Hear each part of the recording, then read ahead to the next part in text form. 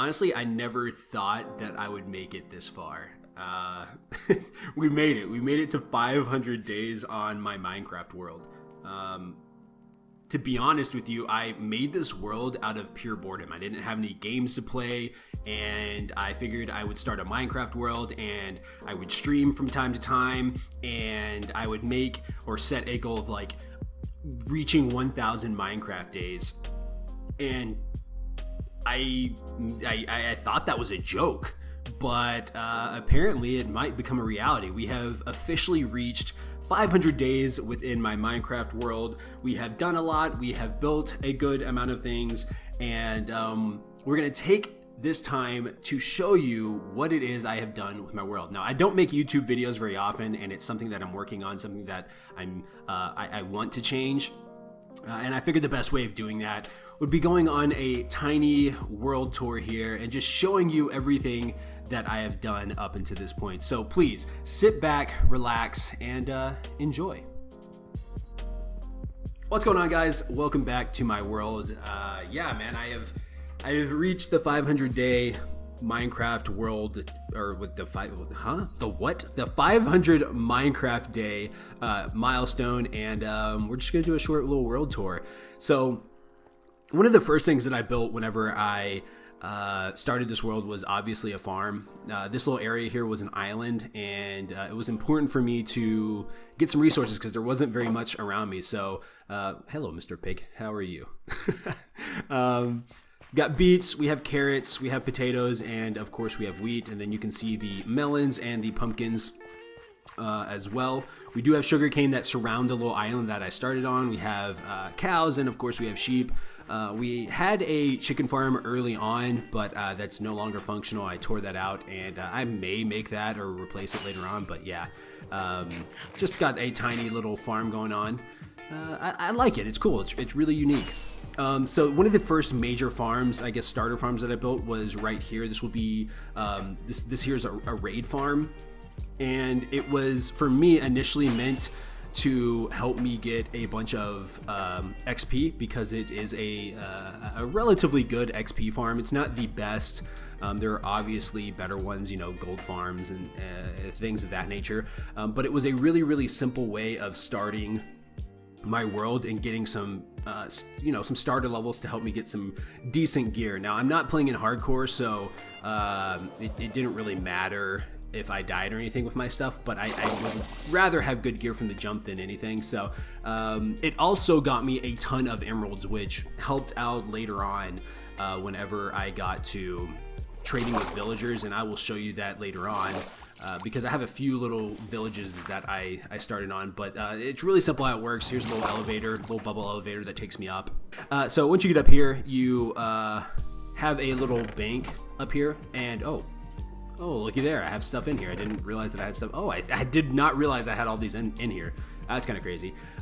Anyways, here is a little collection area. These ladders take you up to a bank system, a holding system for I forget what the mobs are called.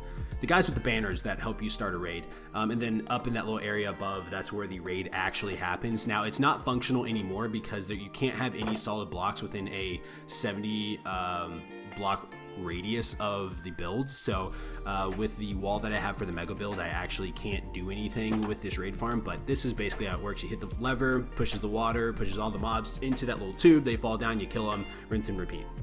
So I did not build this area, obviously, but it is the first village of about 4 that I have in a relatively close area.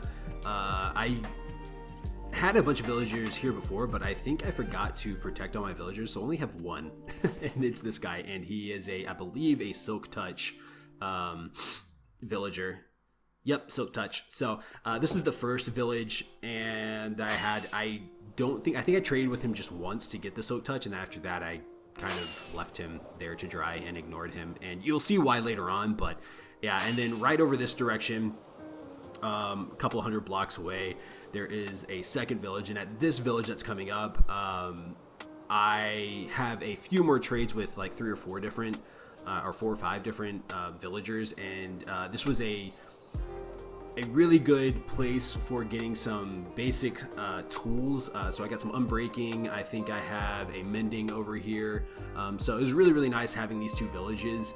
They really, really helped. They're not things that I built, but they were places that I spent a lot of time early on within this world. I spent quite a few days here, so it was really, really nice to have. So one of the reasons that I chose this seed for I guess my world to do the survival gameplay was because of the ocean monument that I spawned right next to. So this area is where I actually spawned, and then right behind me there is an ocean monument. Now I've already completed the ocean monument. I have actually taken care of all of the bosses. I can't remember their names right now, but I took care of the bosses. I took all the sponge blocks out of them. I think I got like 30 something sponge blocks. But yeah, there's this ocean monument. I can't tell how big it is. Eventually I'm going to drain it out, make a guardian farm.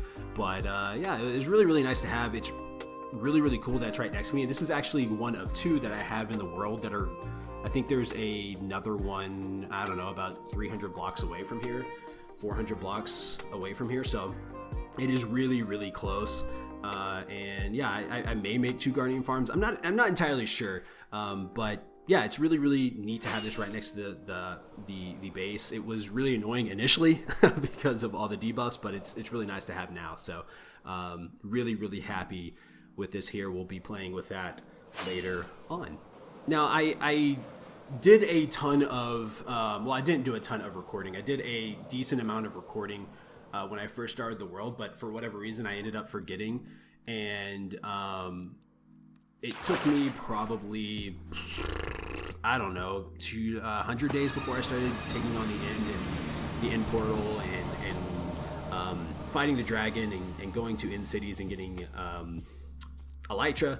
But it was a really easy fight. There was no problem with fighting the dragon. It took a little bit because I didn't use the bed technique. I just kind of did a normal battle. But I do have an Enderman farm over here. I have a ton of ender pearls. I honestly have like 1 chest full of ender pearls. I don't feel like there's any need for more than that.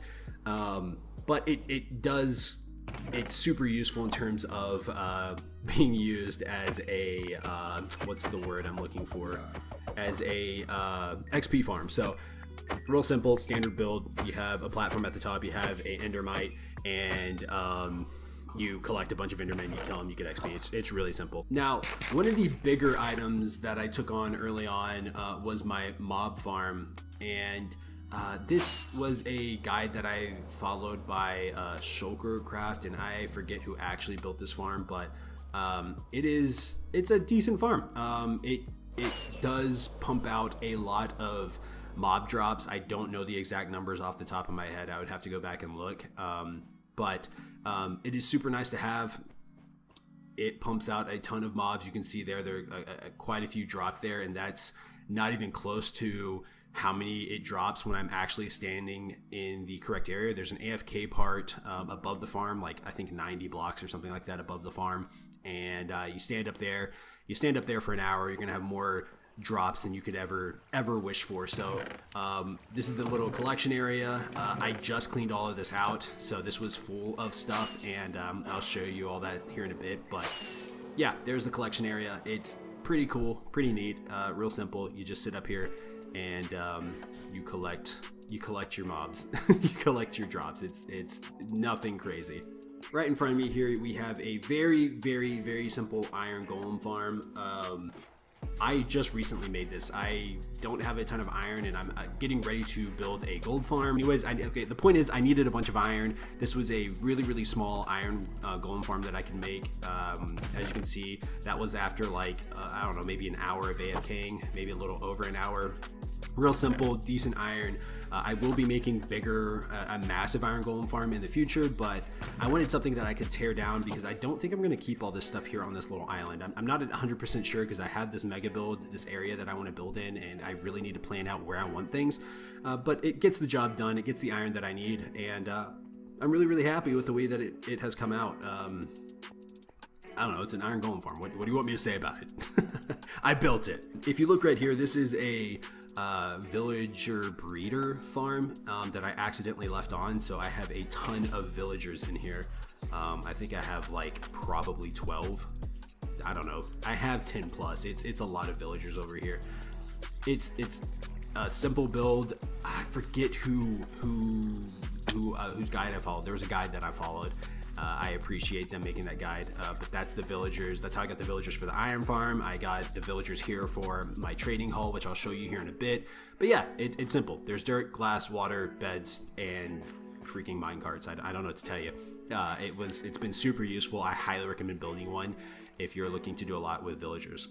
Down here is my trading hall. This is where I've been spending the large majority of my time recently.